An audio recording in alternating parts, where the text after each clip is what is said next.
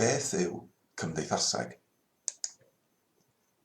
Ymgais i astudio cymdeithas. Mae cymdeithaseg yn rhoi cyfle i ni esbonio sut mae cymdeithas wedi ei threfnu. Mae cymdeithaseg yn gofyn i ni drafod y berthynas rhwng unigolion a'r gymdeithas. O fewn y maes mae ganddyn ni ddiddordeb mewn astudio sefydliadau cymdeithas, grwpiau o fewn cymdeithas, a rhyngweithiad sy'n digwydd rhwng unigolion a'i gilydd. Un peth dyn ni'n gwneud fel cymdeithasegwyr ydy cwestiynu trefn cymdeithas. Yn gyffredinol, dyn ni'n cymryd trefn cymdeithas yn ganiataol, heb feddwl am y ffordd yr ydyn ni'n rhyngweithio ag eraill.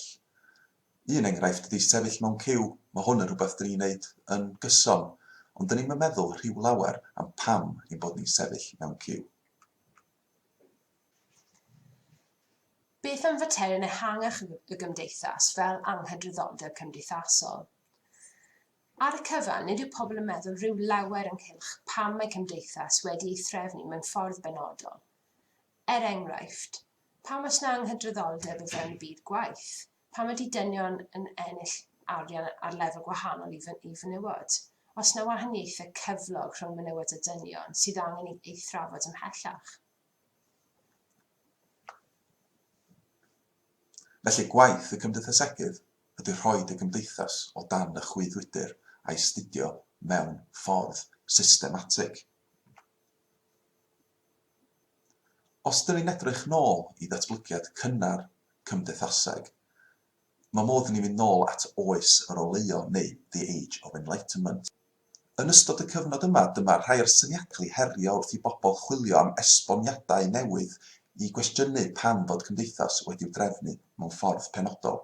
Cyfnod arall oedd yn bwysig iawn wrth gwrs oedd y chwyldro diwydiannol 1760 i 1840.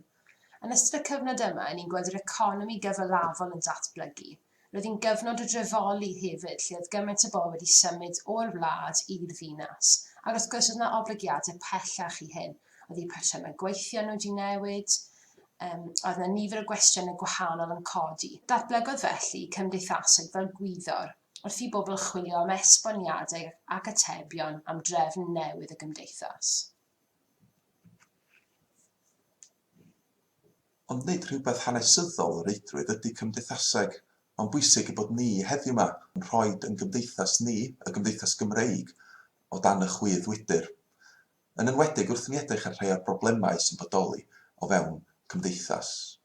Yn aml, dyn ni'n edrych ar bynciau fel iechyd, tlodi, trosedd, ac yn edrych i weld hefyd sut mae llywodraeth wedi ymateb i rhai o'r heriau yma drwy bolisi cymdeithasol y wlad.